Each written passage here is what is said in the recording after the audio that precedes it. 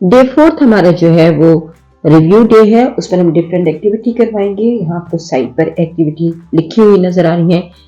Sound Hunt है activity 1, यानी बच्चों से ऐसे टॉयज या ऐसे कार्ड्स आप पिक करवाएंगे जिनके नेम का बिगिनिंग साउंड जो है वो क है।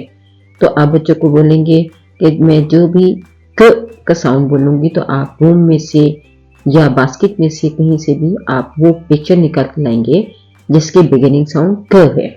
इसी तरह कैंगरू की जंपिंग गेम है, वो भी आप करवा सकते हैं जिसकी डिटेल्स यहाँ मौजूद हैं।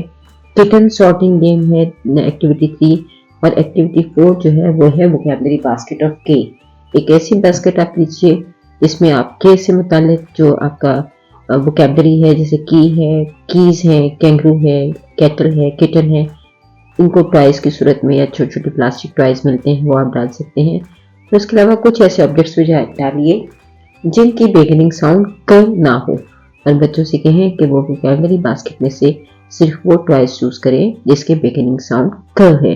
इस तरह ये चारों एक्टिविटीज करवाते हुए हम लेटर ए को आप कह लीजिए कि डीप अंडरस्टैंडिंग करवाएंगे लेटर ए की, और इस तरह हम लेटर ए का इंट्रोडक्शन और रिकग्निशन जो है वो मुकम्मल कर पाएंगे। शुक्रिया।